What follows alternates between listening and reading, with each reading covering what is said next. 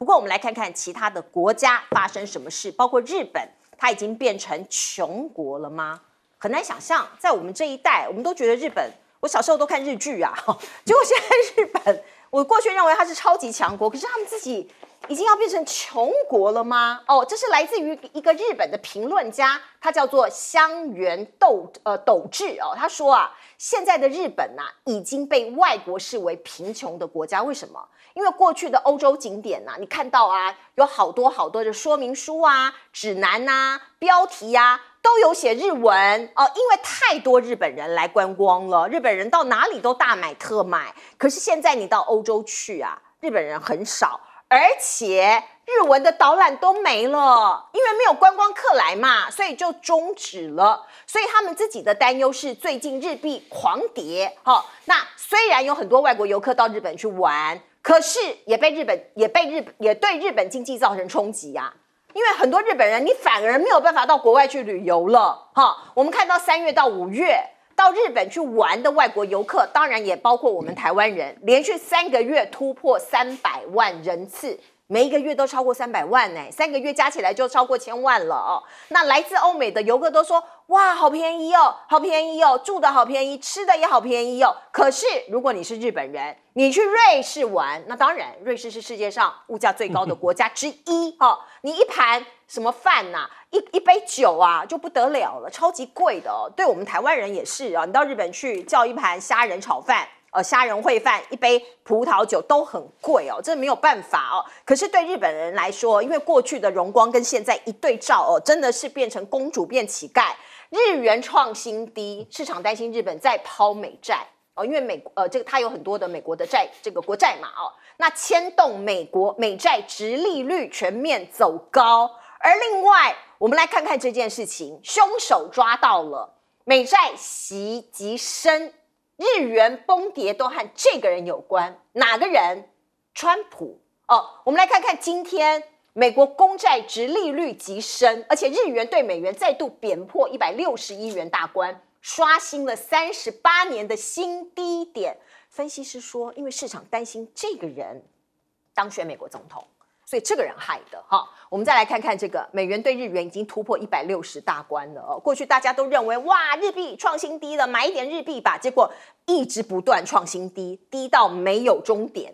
那我们也可以看到呢，中美的竞争是不是对日韩来说遭了殃呢？拖垮他们吗？怎么说呢？我们先来看看这个现象，这是日本的摩斯汉堡，它本来在中国大陆有开很多的这个连锁店。可是因为业绩一直往下嘛所以我们可以看到摩斯汉堡现在已经撤出了中国，而上海有一家百货公司伊势丹过去我曾经也去逛过这家店，就现在居然关店了。它在上海27年历史已经落幕了那当然对于这个电商崛起啊，网络购物增加也有关联啦。不过因为它在这个中国大陆在上海的营收一直没有办法增加，一直亏本，不堪亏损，那当然要鞠躬下台关店了。那我们可以看到，韩国对中国大陆的出口也创40年来最大的降幅降了将近20%就是它卖给中国大陆的东西越来越少所以也第一次出现逆超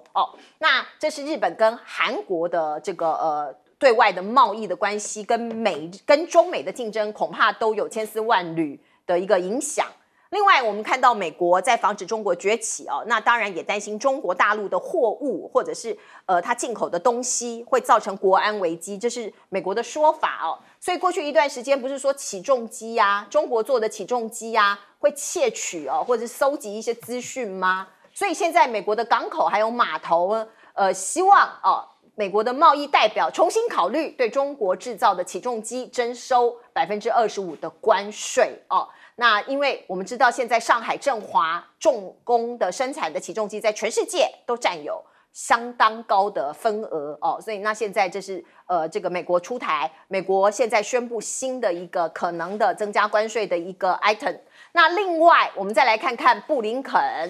他重申在美中中间的竞争有3个原则，这是竞争、对话、合作并且说中国未来的远景如果跟其他国家不同哦，因此美国将挺身而出，这是什么意思呢？等一下都会请来宾来给我们做解析。不过说到拜登跟川普之争，上个礼拜的这个电视辩论会之后，我们看到民主党人一片惊慌。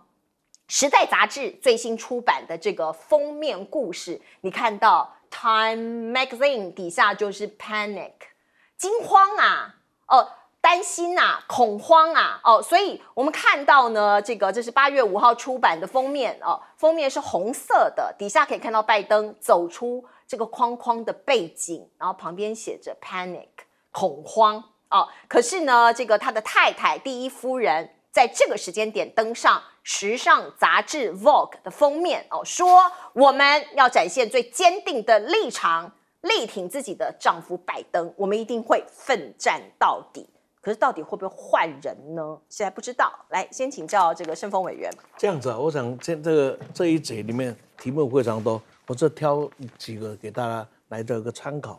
第一个，政华，假如美国要增加关税我告诉你是美国人吃亏，因为全世界政华的起重机是最便宜最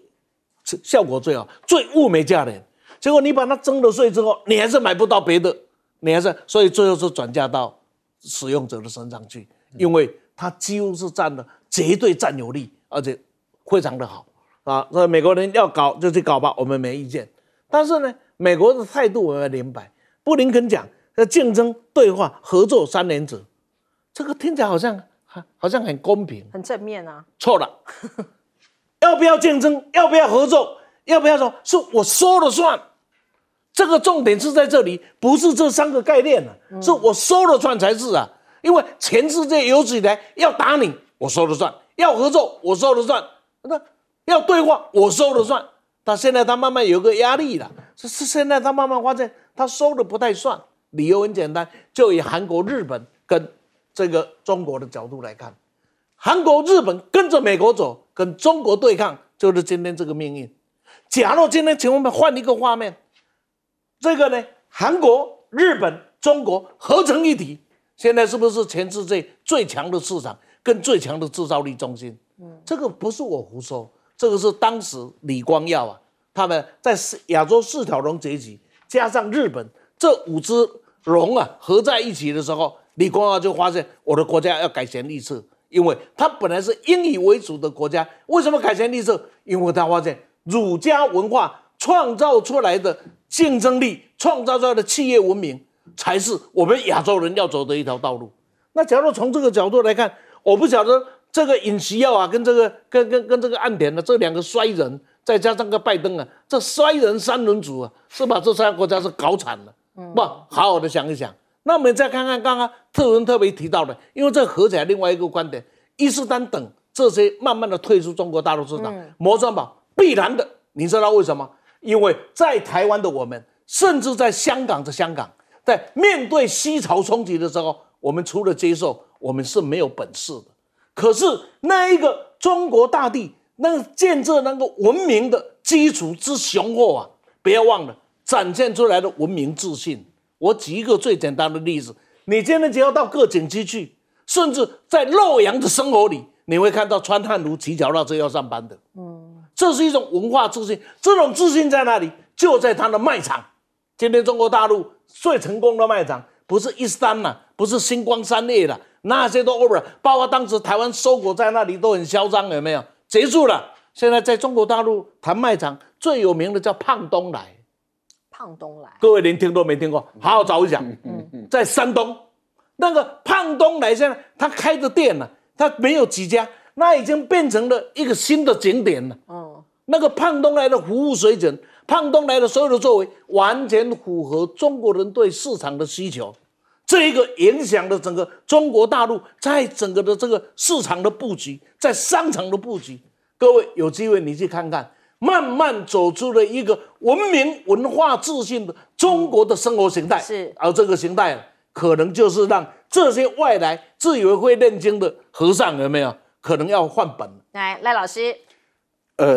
我觉得这一位作家他谈到日本在衰败这个真的是有感我是1991到96年在法国巴黎大学读书嘛，那段时间罗浮宫确实就是用日本导览，都是日本人，都是日本人，而且观光景点都是日本人，是，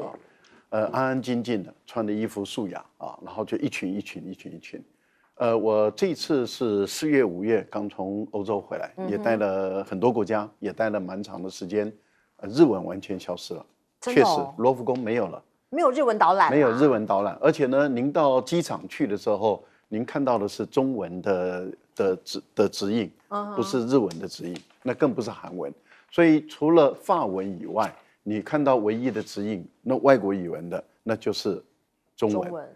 因为法国人也不太用英文啊，所以你会看到唯一有中文指引的，我有外国语文指引的，一般就是中文比较多。那您到罗浮宫看到的也是如此，甚至你到各个精品店啊，尤其是越贵的精品店，您看到的还是中文指引比较多。这代表什么？就是说消费力是不一样的。日本确实一直在衰败。前几天啊，中国大陆习近平啊，他召开了这个院士会议，2院的院士会议啊，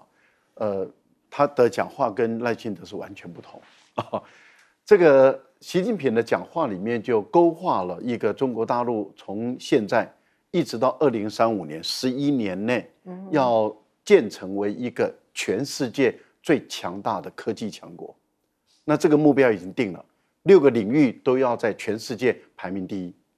那也就是说，它不管是仪器的生产啊、机械设备，甚至半导体各方面生化的所有的这些产品啊。生物科技等等，它全部都要在全世界成为第一等的这个科技强国，而且在这一次的3中全会也已经把2035年的目标跟科技强国新质生产力整个都整合在一起，那也就是11年内要完成，要达到。我觉得这是一个令 G7 的国家感觉到害怕的一个大计划。为什么？因为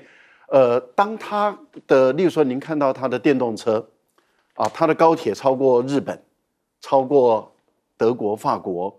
然后它的 C919也已经问世了。现在波音面对最大的对手就是 C919，然后接着 C929也已经在生产、研究、制造了。你看大型的邮轮，中国大陆能够跟法国抗衡，在亚洲打败了日本跟韩国。现在造船工业，所以您不管是高铁也好，电动车也好，或是你能想象的，其实它都一直在上来。那现在如果他要再走到这样的一个科技强国的话，他的家电用品未来挑战的那就是台湾、韩国、日本了，是所有的家电用品。所以我个人的估计啊，韩国跟中国大陆的贸易的逆差也会越来越扩大，日本也是如此。是目前台湾还算好啊。是接下来想请教严老师怎么看，是不是民主党会换掉拜登呢？这是最近的热门话题啊。我这样子看哦，就是说过去美国有换掉副总统候选人，因为被发现他有这个心理的问题，有接受这种叫做 shock therapy 啊 ，shock therapy 就是这种震撼的这种治疗，所以他被换掉啊。那这个是有过的。那大部分的这个过去你在这个之前有想要换，是在多数美国总统产生是靠着初选之前啊，就是在这个大会当中啊，可能还可以换，但是现在都是初选制度，选出所有的代表，所以这些人都是我们讲说他投票的时候，他的选出他的人，他所代表的，如果投的是拜登，他就是 committed， 就是必须要投拜登的。那也有一些。确实有啊，拜登在那个初选当中，有很多民主党人说，虽然你赢很多，然后我也不想投别的人，可是我是 uncommitted， 我不愿意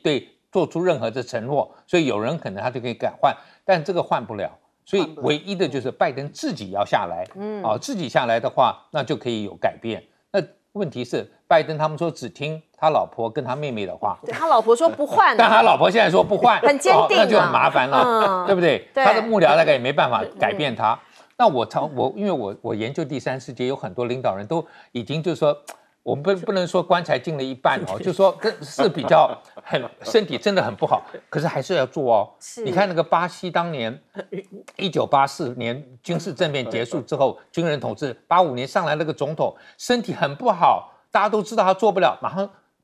当选不久就过世，但他就是前任总统啊，就有这个 title。那甚至像在这个阿尔及利亚的总统已经坐轮椅了，已经就中风了，还选还赢啊，所以。我觉得这个年纪越大，可能对权力也不见得会受，而且拜登的一个使命感就是认为说，只有我能够打败川普，是啊，因为其他人可能都没办法跟川普来竞争，所以他这个使命感很难改变。不过就是说，大家如果看了那个选举的那个辩论的时候，非常失望。可是第二天他在这个竞选活动当中有一个题词稿以后，好像又活回来了一点啊，但是。有一个不争的事实，就是你所有去看他演讲的人，参加这个所有，包括这个8月份他们民主党大会，他能不能够自己走上台，自己下台，不需要人参，这个还蛮重要的。所以我建议他学非洲的领导人，先去新加坡换一个年轻人的血。可能会有一点帮助，可以这样子哦。辛巴威那个总统每年去换，结果到90几岁，我看他上台都非常轻盈。哇塞！希望拜登的这个幕僚团队可以听到严老师的建议。好，观众朋友，我们来看看屋漏偏逢连夜雨，这是波音公司哦，它的坏消息一桩接着一桩。最新的讯息是，航空公司欧洲的航空公司一架由马德里飞往乌拉圭的航班，在飞行过程中遭到乱流，结果你看到它 landing 之后的惨状啊，机顶的顶部破洞。座椅弯曲，最后飞机迫降在巴西。那当然，你可以说它是乱流这个造成的。可是我们来看看前2天737 MAX 载了200人这个突然17秒之中急坠610公尺，而且降落失败不过幸好这个 Captain 可能他处理得宜是安全的着陆最后是安全的。更不要说4月11号跟5月25号太多像这样的事情，包括在夏威夷海岸突然急速的急坠，以及包括在凤凰城，这发生在美国，在9800公尺高空发生荷兰滚。什么是荷兰滚呢？这是飞机侧滑、偏摆，还有上下俯冲这个，所以看起来这个 Captain 就是驾驶他没有办法完完全全的控制飞机，叫做荷兰滚所以看起来这个问题或状况非常的多尽管我们不是专家，可是从事实来判断就知道可能里头出现了一些问题，更不要说包括过去几次夺走了300多条人命，美国的司法部逼他说你认罪或者是法院见，怎么会这样讲话呢？原来美国的司法部发现波音违反2021年缓起诉协议将针对波音提出刑事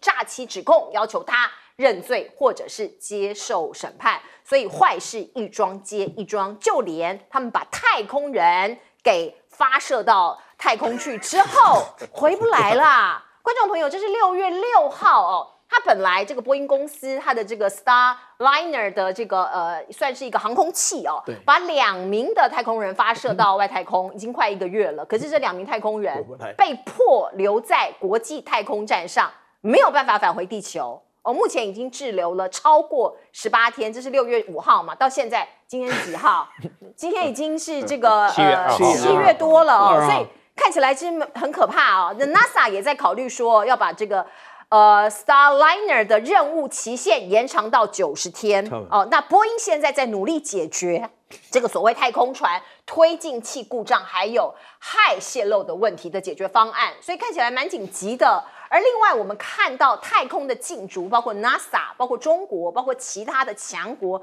都在努力。那大家知道嫦娥6号最近不是在月球的背面采集了一些月球土壤吗那 NASA 就说哎呦，你们怎么都没有邀请我？你邀请了法国，邀请了意大利，你邀请了巴基斯坦，还有欧洲的太空总署合作，可是你没有来找我 NASA 我们看到中国大陆的外交部就回应说你忘记了你有一个沃尔夫条款这是什么条款你知道吗这个是说这是2011年定的说除非获得这个国会授权 NASA 不得参与中国合作，不得跟中国合作。就是你自己有一个这样子的一个条款，那你现在在抱怨我，这个合理吗？那另外我们看到中国第一个商用基地海南航天发射场也已经 ready 了，它具备发射的能力，这是继它其他的这个发射中心，包括太原、包括西昌、包括酒泉、包括文昌发射场之后，另外一个发射场，而且是商用基地，地点在海南。来请教盛峰委员。是这样的，我想现在全世界最瞩目的一个观点，那就是波音送上去的这2个太空人什么时候回得来？我想现在是大家都在关注，因为它有一个问题，它的上去啊，跟氦气也好，发动机也好是相关联的。然后呢，他现在呢想去维修，他也没办法，因为太空人的那个太空衣啊也出问题。他现在没有办法出去，假如要想维修，所以现在只能用远端去维修。那远端维修这是多可怕的事情，困难。然后再过来呢，在太空站呢还有2艘太空船可以返航的。可是这2站，这本来这一趟进去的任务还要再带1个人回来，就2个人去，要并3个人回来。现在那个人也没办法了，没办法这样。假如用别的带的话，那剩下的人怎么办呢？总不能像坐高铁买个无座票，用站票回来啊！所以全世界正在看，就是说，当中国大陆在整个的航天的成功一件又一件的时候，这个本来是称霸太空的美国，现在在这里简直落差到极点了。所以所有人现在都在看这一点，这个对美国的信力，跟对美国的科技，跟对美国在整个世界的一个号召力、影响力，都有很大的影响。即使他现在把这2个人给救回来了，是吧？把第3个人也一起带回来，大家对你的能力还是挂满了问号。我想这个是美国今天必须要面对的最严肃的问题了。是，来，我们进一下广告。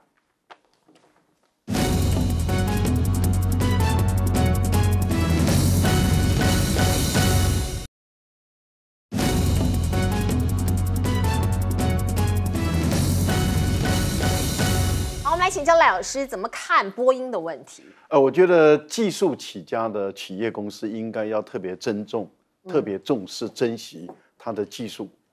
但是我觉得波音最大的问题是因为他们后来董事会改组，那换了新的 CEO， 他是以盈利事业导向、利润挂帅。那也就是说，只要股市上涨、盈余账面好看，那他这个就列为他的重点。所以在技术含量这个部分里面，就一直在简约、简约再简约，然后能够省钱再省钱再省钱。所以当时的吹哨者就是那一位品管经理人，他是一个20-30年的一个资深的品管经理人，对他工程出身的，他就觉得波音会出问题。为什么？因为我们都知道金属这个东西它会有金属疲乏，是，尤其你在高空、高温、低温，它是不断的交付进行中的时候，当它出现了金属疲乏的时候，它不是你刚刚造出来的飞机会发生，可能5年，可能10年，可是一架飞机要用20-30年的飞机，你5年、10年出现的这种品管品质不达标的这一些零料件，它就会出状况。所以他就愿意当吹哨者，他就出来指控说，再不改的话，他自己都不敢搭。其实很多在波音的工程界的人，他们自己都知道他们的公司出问题了。可是这一些下情不能上达，然后 CEO 就硬干，硬干的情形下的时候，他当吹哨者嘛，他当污点证人，他要去，结果他反而被公司告。那因此那个官司打到最后，我想后来大家都知道他的结局很悲惨，对，就死在这个要上检察官的特别调查庭的前夕，他竟然死在自己的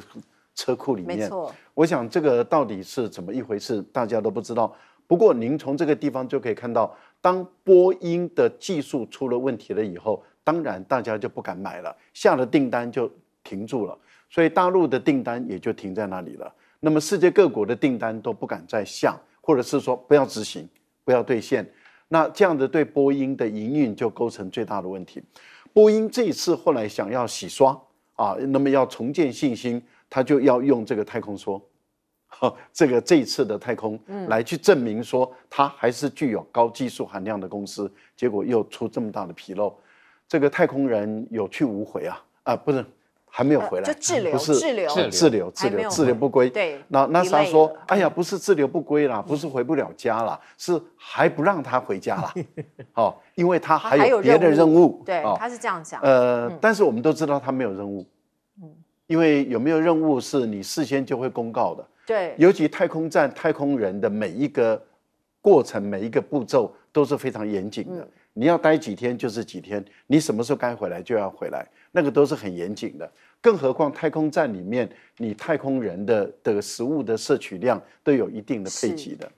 那今天有些太空人要回来了，回不来，因为本来是你要把他们接回来的，接不回来了，你反正又多了2个人。那新的上去之后，他到底要怎么分配，又是一个问题。而你现在这个已经出问题的这个太空舱，如果到最后发现修补不了，就要把它抛弃了。你要留出空间来让新的上去。所以马斯克说：“我已经准备好了，我可以来救你。”是。可是对于 NASA 来讲的话，颜面无光，因为当初 NASA 要波音来做这个，就是他不让马斯克专美于前嘛，他不让马斯克垄断，所以他要平衡，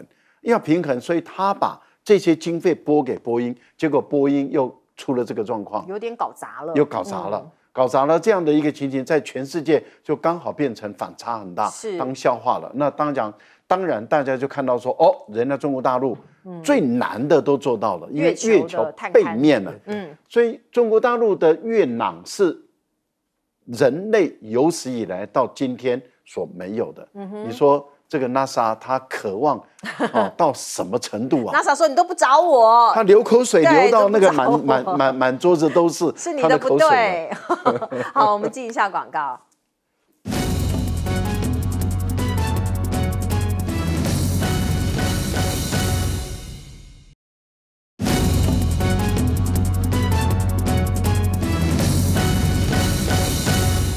请教严老师。我觉得美国波音公司就代表了美国一个资本主义贪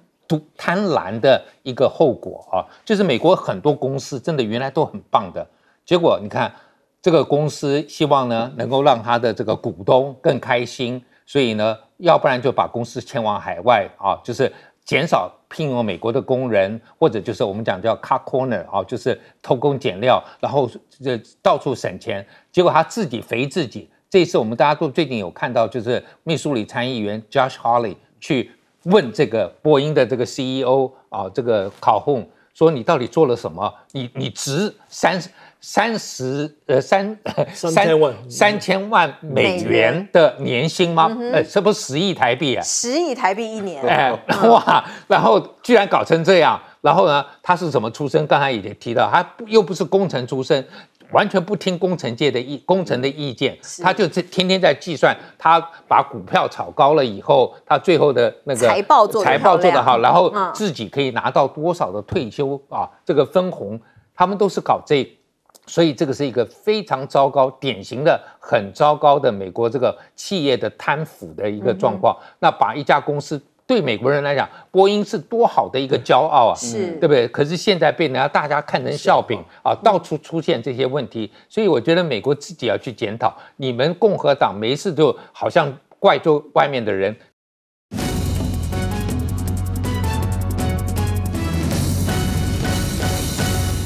好，欢迎您回到新闻大白话的节目现场，我是钱子，介绍这1个小时的来宾。首先是国际政治专家赖玉乾老师，主持人好，观众朋友大家好。前立委李胜峰老师，主持人好，大家好。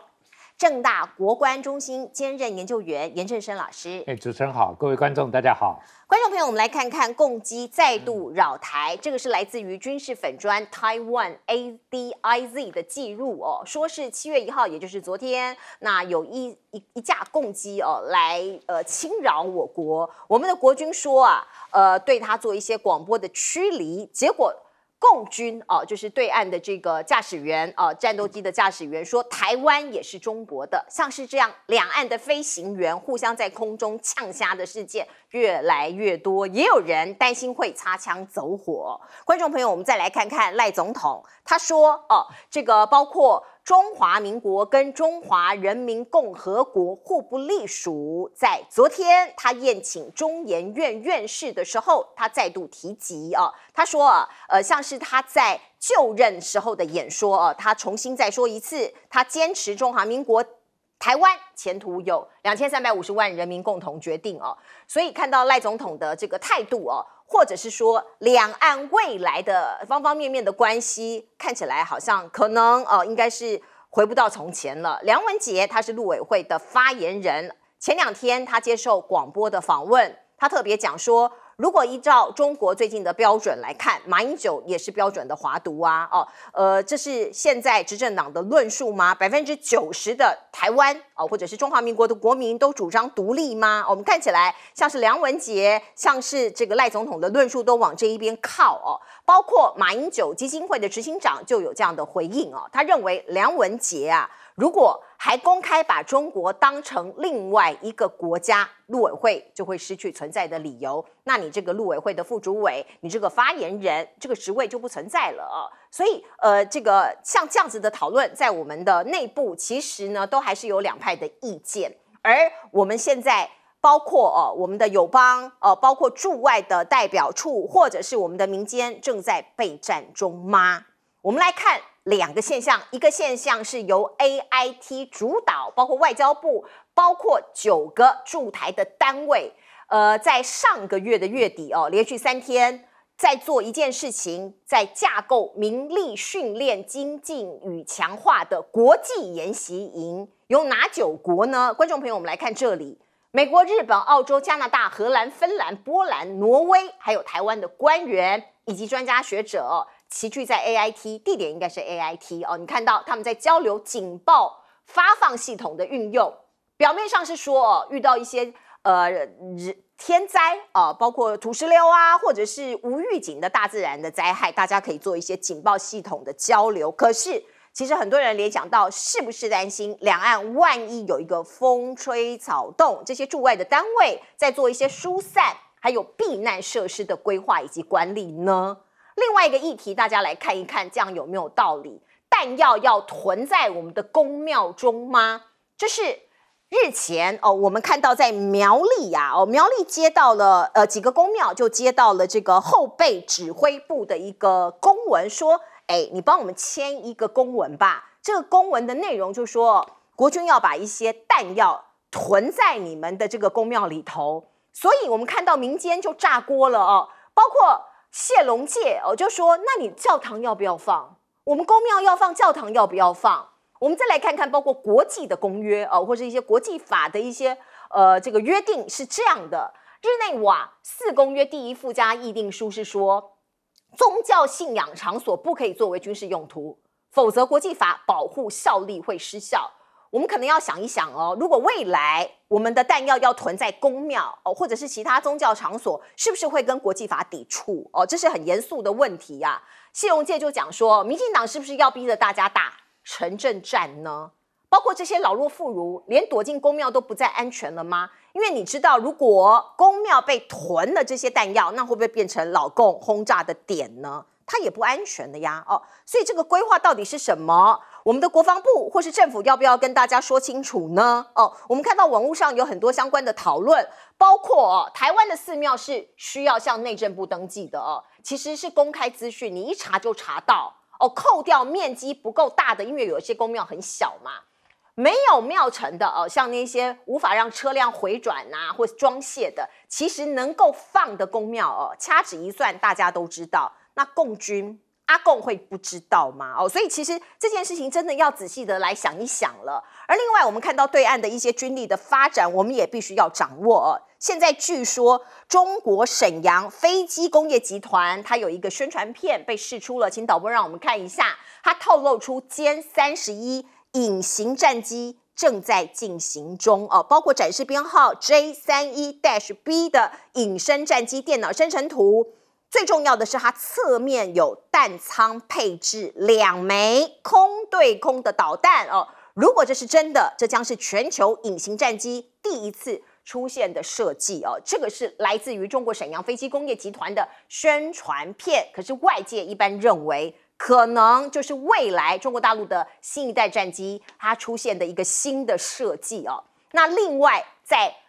空中在海上都有进展的是中国大陆在武器上面的进程哦。中国大陆传出了055B 型的大驱将要下水吗？这是驱逐舰，包括过去是055型的飞弹驱逐舰，现在 upgrade 到了055B 哦，据说会配备更多的反舰防空飞弹。它的排水量会超过15000吨，甚至可能把过去实验性质的武器、电磁轨道炮也纳入配置哦。所以看到对岸的这个武器的进展日新月异，我们还是必须这个各方面都要掌握，因为毕竟对我们来说，这个是切关我们自己的这个生命安全的。而另外呢，对岸的第3艘的航舰福建舰传出了7月3号，也就是明天要进行第3次的海试哦。那另外呢，因为他们的这个船舰像是下水饺一般嘛，所以052D 舰如果把它改成海警船呢，过去一直有这样的说法。如果是这样的话，中国的海警恐怕会常态化的远航。这个是来自于江南造船厂的卫星空拍哦，这是美国之音他的报道，他说啊，这个江南造船厂的汉雾哦里头哦建造外形跟052D 相当的一个新船，所以他们研判有可能海警船未来会是这样子的一个类型，那可能会频繁出没于第一岛链之外来执行任务哦。那对于与中国有争端的邻国，像是菲律宾啊，或是我们台湾啊，是不是都会有一些新挑战呢？我们先来问问看李胜峰委员，委员你怎么看？包括现在赖总统的态度，以及包括梁文杰陆委会的说法，看起来这样子两国互不隶属，或是新两国论这个已经非常确认了。这样子就是我们来看呢，他这要被怕蔡奇亚滚。蔡市长的蔡奇亚滚市井小民之言，或者他要当庙堂之上的总统、国家领导人的这一个正式的庙堂之前，为什么有这个差别？你去问民间两岸这边就够了，他没有太大的争议，他还讲在台湾啊，在中国啊，大家这个东西在民间大家讲话里面没有一个问题，因为这蔡奇亚滚讲话不必护职。但是，当你成为国家的领导人，你登于庙堂之上的时候，你这些话就要谨言慎行，因为它涉及到的不是我们不必负责任的讲法，因为你的权利、你的地位、你的身份，你所讲的就跟宪法违背，就跟两岸关系条例违背，就跟国际政治现实的认知违背。这个时候我们就发现民进党做什么事情。他难道不知道他讲的不对吗？他知道。难道梁文杰他不讲他这样的讲法是在偷买？他知道他在做一件事是浑水要摸鱼。但是问题请小心，在两岸这种局势的情况下，浑水搞不好你摸到鳄鱼。今天民进党已经开始摸到鳄鱼，到鳄鱼，民进党的手被咬，那是他家的事。万一是台湾人被咬呢？现在看得出来是黑告偷价，白告打追啊。这是黑狗去偷吃台湾的民众台独偷吃，台湾的民众，这些白狗要他担罪现在不就是这样子吗？所以我希望他们以苍生为念，不要以自己自以为是的想法为念，因为对你不见得有多大的帮助。因为你再怎么讲，你就在那40%，可是你会把我们这些人的生命财产安全置于不可控的对抗当中。举一个最简单的例子，22条公布了之后，整个的西方社会反应，你觉得是强烈或者是软弱？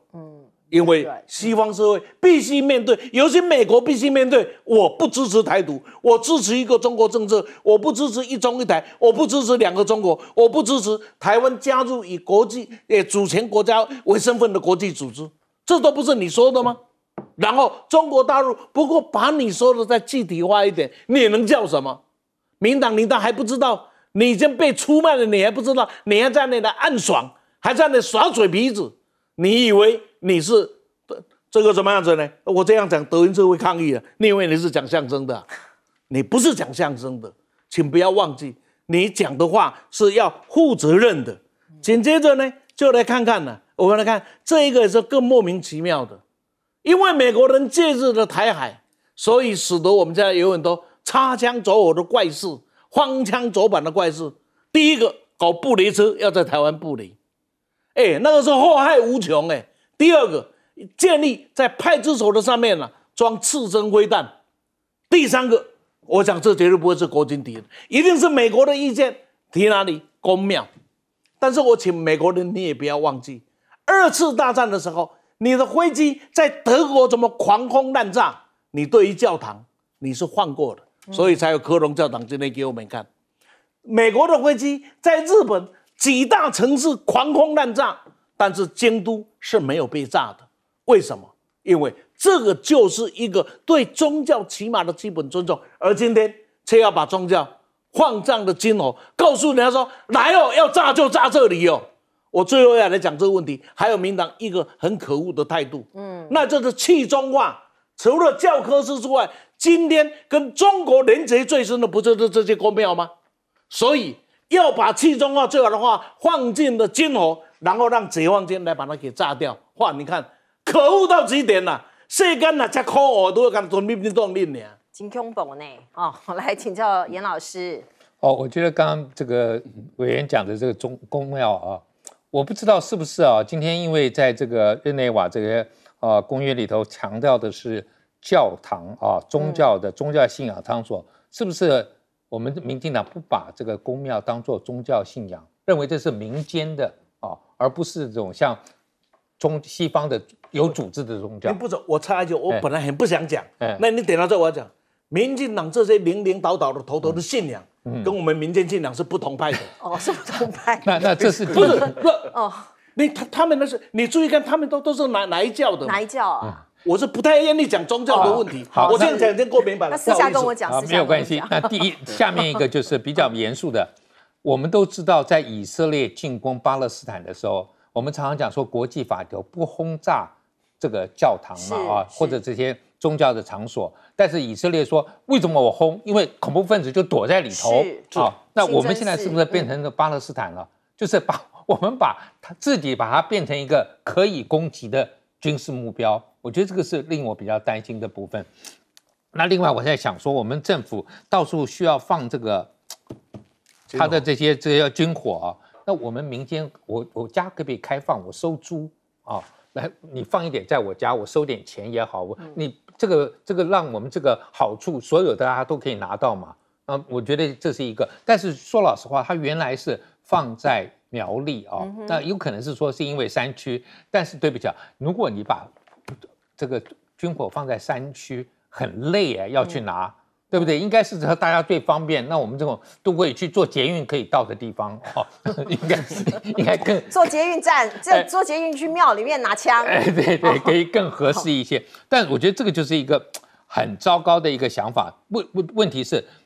你如果认为宗教的这个场合不应该是